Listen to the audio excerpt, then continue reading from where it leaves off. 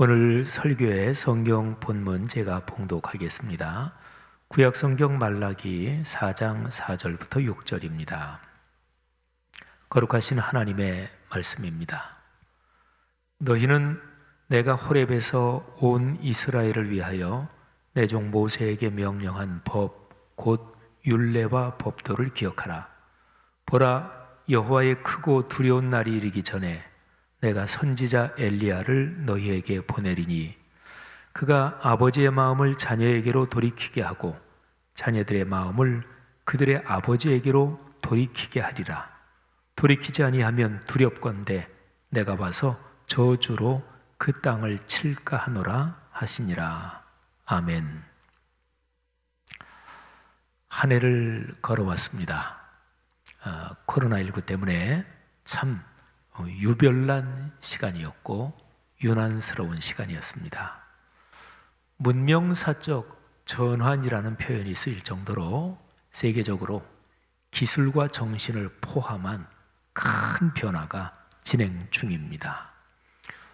구체적으로는 개인의 삶에도 여러 가지 변화가 일어나고 있습니다. 마스크가 점점 익숙해지고 손 씻기가 일상이 되고 온라인 물건 구매가 생활 속으로 깊이 들어오고 있습니다. 우리는 지금 올해 마지막 주일 예배 자리에 있습니다. 어떤 사람은 올 한 해를 잃어버린 시간 또는 도둑 맞은 시간이라고도 말하기도 합니다. 그러나 하나님의 섭리를 생각하면 한 해 동안 배우고 얻는 선물이 많았습니다. 인류는 자신이 걸어온 삶의 방식을 돌아보게 됐습니다. 지혜로운 사람들이 자신을 성찰하는 소중한 기회를 얻었습니다. 우리 그리스도인들은 하나님께서 어떤 미래를 열어주시는지 깊이 묵상하게 됐습니다. 한 해가 저물고 있습니다. 묵은 해를 보내고 그리고 새해를 맞이하는 시간입니다. 시간은 보통 말하는 것처럼 흘러가는 것이니까 묵은 해는 가는 것이 맞겠지요. 그러나 우리 마음의 생각과 기억에서 보면 지나온 해는 가는 것이 아닐 수도 있습니다. 제가 6년 전에 쓴 시 하나를 낭송해 드리겠습니다. 제목은 한 해가 간다고들 합니다. 다들 한 해가 간다고 합니다. 을에 그런 줄 알았습니다. 어제 해가 설핏한 즈음에 지나온 한 해를 가만 생각하다가 문득 생각이 열렸습니다. 한 해가 가버리는 게 아니라 내 삶에 빼곡히 들어와 있었습니다. 걸어온 시간들 가운데 어느 순간도 그 시간의 마당에서 춤춘 어느 춤사위도 나를 두고 멀어져 가지 않았습니다. 다들 내 삶에 깊이 들어와 앉았습니다. 더구나 마음자리에 찾아온 누가 보석같이 초롱초롱한 등불이 되면 시공은 사랑과 어우러져 씨줄과 날줄 되어 겨울과 그 품에 안긴 가을처럼 짜입니다. 한 해는 가지 않습니다. 삶으로 깊어집니다. 어쩌냐게야 알았습니다. 사랑하는 교우 여러분, 올 한 해 지나온 시간에서 여러분에게 어떤 일이 있었습니까? 기쁨과 슬픔, 행복과 불행, 감격과 분노, 아쉬움, 섭섭함, 이런 것들이 이렇게 저렇게 섞여 있다. 그것은 누구에게나 마찬가지일 것입니다. 중요한 것은 그 모든 일을 이제 이 멋진 시간에 차분하게 정리하는 것입니다.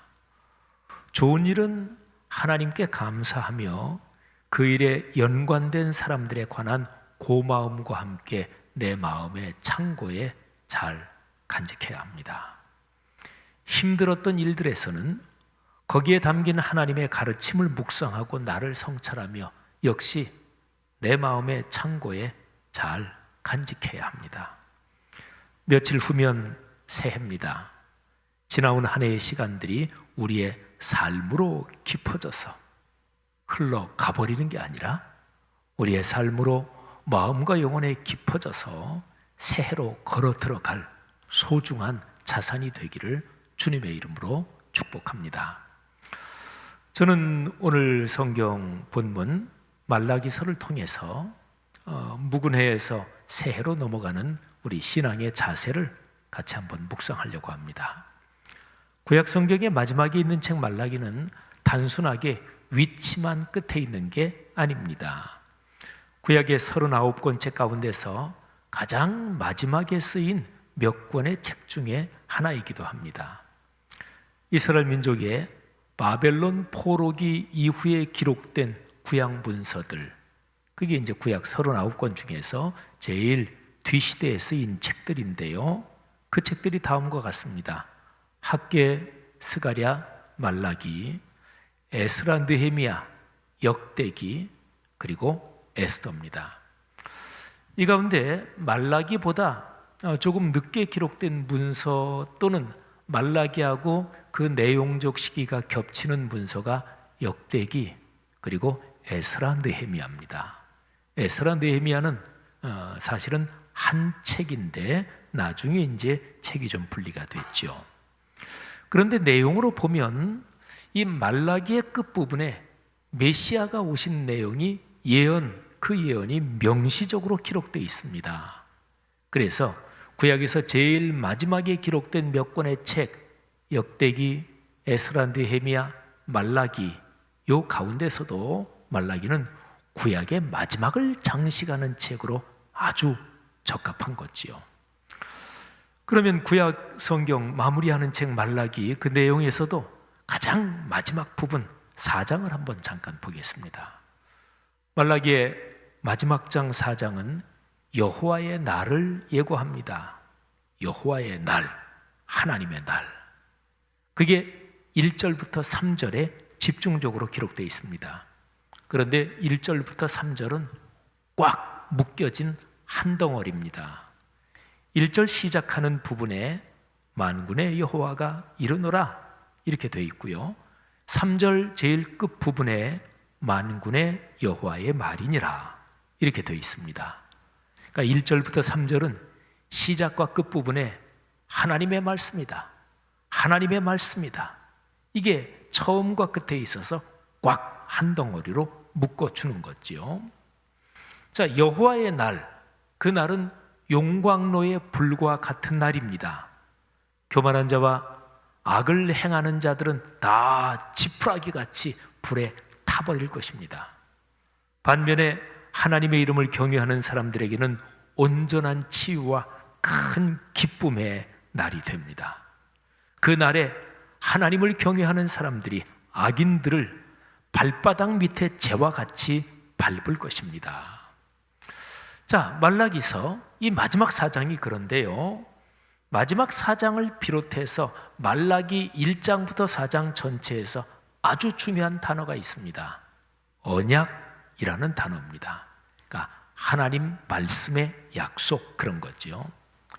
2장 4절에 있는 표현처럼 이 언약은 좀 구체적으로 말하면 레위와 세운 하나님의 언약입니다.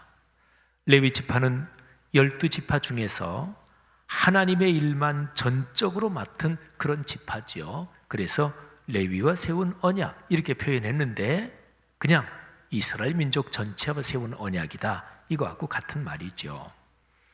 이스라엘 민족에 대해서 하나님이 책망하시는데요, 책망의 이유가 말라기서 2장 8절에 있는 것처럼 이스라엘 민족이 이 언약을 깼기 때문에 그렇습니다. 그리고 2장 10절에 있는 기록처럼 이스라엘 민족이 이 언약을 욕되게 만들었기 때문에 하나님이 책망하십니다. 자, 그런데 책망만이 아니고 이스라엘 민족의 희망도 이 언약에 걸려 있습니다. 하나님께서 주신 그 언약은 2장 5절에 있는 대로 생명과 평강의 언약입니다. 생명이 풍요롭게 되고 생명이 행복하고 아름답게 진행이 되는 것, 그리고 평화가 강처럼 흐르는 것, 이게 바로 말씀의 약속에 걸려 있다는 거죠. 말라기 3장 1절에 보면 이 언약에 걸린 희망이 다음과 같이 표현되어 있습니다. 만군의 여호와가 이르노라, 보라, 내가 내 사자를 보내리니 그가 내 앞에서 길을 준비할 것이요, 또 너희가 구하는 바 주가 갑자기 그의 성전에 임하시리니 곧 너희가 사모하는 바 언약의 사자가 임하실 것이라. 아멘. 이스라엘 민족의 절망과 희망은 언약, 곧 말씀의 약속에 걸려 있습니다. 절망은 언약을 깨고 지키지 않은 결과입니다. 희망은 언약이 살아 움직이며 성취되는 과정입니다. 제가 읽어드린 3장 1절에는 언약의 성취와 연관하여 두 가지 사항이 나옵니다. 하나는 성전에 주님께서 오신다 하는 것입니다. 다른 하나는 주님께서 오시는 그 준비를 하기 위해서 언약의 사자, 특사가 먼저 오신다는 것입니다. 그러니까 메시아가 오신다는 것, 그리고 메시아의 길을 준비하는 사자가 온다는 것이지요. 언약의 사자, 말라기서에 나오는 이 예언은 예수 그리스도의 길을 준비하러 이 세상에 먼저 온 세례 요한에 의해서 성취됐지요. 자, 그러면 그 언약의 특사, 주님의 길을 준비하는 그 사자는 무슨 일을 하는 것일까요? 하나님의 말씀의 약속, 언약이 살아 움직인다. 그게 공수표가 아니다. 언약은 지금도 작동한다. 이거를 선포하고 삶으로 보여주는 것입니다. 메시아도 마찬가지예요. 예수 그리스도께서는 그런 말씀을 하셨죠. 율법의 1.1회까지 다 이루기 위해서 내가 세상에 왔다 말씀하셨습니다. 말씀이 삶으로 이루어지는 일이 메시아가 오시는 목적입니다. 말씀이 살아 움직이는 것이 하나님의 임재와 현존입니다. 하나님은 우리와 같이 하시는데요, 그런데 방식이 당신의 약속, 말씀의 약속, 언약이 살아 작동하면서 그 과정을 통해서 하나님은 우리에게 오시고 우리에게 당신을 드러내시는 거지요. 자, 이제 말라기의 맨 마지막 부분을 묵상할까요? 4장에서 1절, 3절은 말씀드렸고 이제 남은 4절부터 6절, 제일 끝입니다. 자, 4절은 기억하라는 명령입니다. 5절은 언약의 사자가 온다는 예고입니다. 6절은 언약의 사자가 와서 이룰 사명에 대해서 기록합니다. 자, 3절의 내용을 조금씩만 설명을 한번 드려보겠습니다. 먼저 4절입니다. 너희는 내가 호렙에서 온 이스라엘을 위하여 내 종 모세에게 명령한 법, 곧 율례와 법도를 기억하라. 무엇을 기억하라고요? 말씀입니다. 구약시대의 맨 끄트머리에서 창세기 1장부터, 그러니까 창세 이래 내내 강조된 것, 그게 다시 한번 강하게 나타납니다. 뭐가요? 말씀을 삶으로 순명하라. 바로 그것입니다. 여기에 모든 게 걸려 있습니다. 자, 그 다음에 5절입니다. 보라, 여호와의 크고 두려운 날이 이르기 전에 내가 선지자 엘리야를 너희에게 보내리니. 아까 우리가 3장 1절 봤죠. 거기에서 언약의 사자가 온다고 했는데 여기에 4장 5절에서는 그 언약의 특사가 구체적으로 엘리야로 표현됩니다. 엘리야는 이스라엘의 역사에서 우상 숭배가 가장 극심했던 아합 왕과 그리고 아주 간악한 왕비 이세벨, 그 통치 시기에 활동했습니다. 갈멜산에서 생명을 걸고 우상 숭배자들과 우상 제사장들과 대결을 하죠. 그 대결을 통해서 엘리야는 언약의 하나님이 살아계시다, 하나님의 말씀은 지금도 작동한다, 하나님은 당신이 말씀에서 약속하신 것을 반드시 지키고 그 약속을 통해 역사를 끌어가신다 하는 것을 만천하에 증명했지요. 그 엘리야와 같은 말씀이 작동된다는 것을 선포하고 삶으로 보여줄 그 언약의 사자가 오신다 하는 거죠. 자, 마지막으로 6절, 언약의 사자가 이룰 사명입니다. 그가 아버지의 마음을 자녀에게로 돌이키게 하고 자녀들의 마음을 그들의 아버지에게로 돌이키게 하리라. 돌이키지 아니하면 두렵건대 내가 와서 저주로 그 땅을 칠까 하노라 하시니라. 아멘. 성경에서 아버지 이 단어가 나오면 아버지와 어머니, 부모를 대표하는 호칭입니다. 자, 아버지와 아들, 부모와 자녀의 관계는 기독교 신앙에서 아주 중요합니다. 신앙의 전승이 여기에 걸려 있습니다. 부모와 자녀 사이가 갈라지잖아요, 틀어지잖아요. 그러면 신앙이 전승되지 않습니다. 시대가 악해질 때 세상 일반적인 모든 거에서 시대가 악해진다, 죄로 물든다, 타락한다, 그럴 때 나타나는 대표적인 현상이 몇 가지가 있는데 그 중에 하나가 부모의 권위가 짓밟히는 거예요. 폐륜이라고 하죠. 부모의 권위가 건강하고 아름다울 때 사람 사는 곳이, 그리고 세상이 행복해집니다. 성경은 부모의 권위가, 눈에 보이지 않는 하나님, 그 하나님의 권위가 가시적으로 나타나는 상징이 부모의 권위라고 가리킵니다. 자, 그런데 여기에 아버지와 자녀 이 관계에 대해서 아버지라는 말이 쓰인 요거를 조금 더 묵상해야 합니다. 말라기서의 맨 끝절, 구약 성경 전체의 맨 끝절이기도 하죠. 말라기서 4장 6절에 기록된 부모, 그 아버지는요, 하나님을 뜻하는 것으로 해석할 수 있습니다. 신앙에서 제일 본질적인 부분이 뭔가요? 하나님과의 관계죠. 이게 신앙의 심장이요, 신앙의 중심 중에도 중심입니다. 하나님과의 관계. 이 관계가 어그러지면 그러면 망가지기 시작하는 거예요. 그게 타락이에요. 그게 범죄예요. 이스라엘 민족과 하나님과의 관계를 말하는 표현이, 상징하고 비유하는 표현이 여러 가지인데 그 중에서 부모와 자녀 관계, 이게 중심입니다. 말라기서 전체의 흐름에서도 이게 또 나옵니다. 하나님을 아버지라고 표현하는 구절을 말라기서에서 제가 두 군데를 읽어드리겠습니다.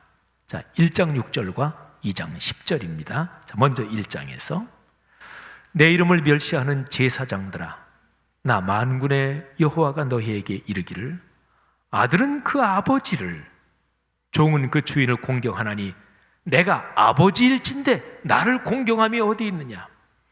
내가 주인일진데 나를 두려워함이 어디 있느냐 하나 너희는 이르기를 우리가 어떻게 주의 이름을 멸시하였나이까 하는도다. 자, 그리고 2장 10절입니다. 우리는 한 아버지를 가지지 아니하였느냐? 한 하나님께서 지으신 바가 아니냐? 어찌하여 우리 각 사람이 자기 형제에게 거짓을 행하여 우리 조상들의 언약을 욕되게 하느냐? 아멘. 사랑하신 여러분, 잘 보세요. 구약의 마지막 책 말라기는 구약 전체의 심장을 다시 한번 분명히 드러내면서 강조하고 있는 거예요. 하나님 아버지와의 관계, 거기에 이스라엘 민족이 죽고 사는 일이 걸려 있다는 것입니다. 메시아 예수 그리스도가 오시는 것도 역시 여기에 연결되어 있습니다. 그러니까 하나님 아버지와의 관계, 그거는 구체적으로 하나님의 말씀, 그 말씀의 약속, 거기에 걸려 있는 거고, 거기에 죽고 사는 일, 거기에 생사가 걸려 있다는 거지요. 여러분, 말라기서는 그 당시의 신앙의 타락, 그리고 신앙의 쇠퇴를 무섭게 책망하지만, 그런데 말라기서의 마지막은 희망으로 열려 있습니다. 말라기서의 기록 자체는 뭐 1절부터 해서 마지막 6절 거기가 말라기서에 끝납니다. 그리고 구약 성경 전체가 거기서 끝나요. 책의 기록은 끝납니다. 그런데 내용으로 보면 그 끝에서 열려 있고 그리고 다시 시작합니다. 여러분, 독수리가 벼랑 끝에서 창공으로 날아오르는 모습을 생각해 보십시오. 벼랑 끝, 절벽 끄트머리, 거기는 더 이상 갈 수 없는 곳이잖아요. 그런데 독수리는 그 큰 날개를 펴서 더 이상 갈 수 없는 그 막바지 벼랑 끝에서 창공을 향해 날아오르는 거지요. 말라기서 말씀이 바로 그래요. 한 해 마지막 주일 예배의 자리에서 우리는 끝에서 시작하는 법을 배웁니다. 언약의 말씀 속에서 미래가 다시 희망으로 열리는 거예요. 그러니까 말라기서의 메시지가 그거예요. 하나님의 말씀에 삶이 걸려있다. 말씀의 성취는 결단코 중단되지 않는다. 성서의 말씀은 창조와 구원의 주권자이신 전지전능하신 하나님의 뜻입니다. 하나님의 의지가 거기에 흘러요.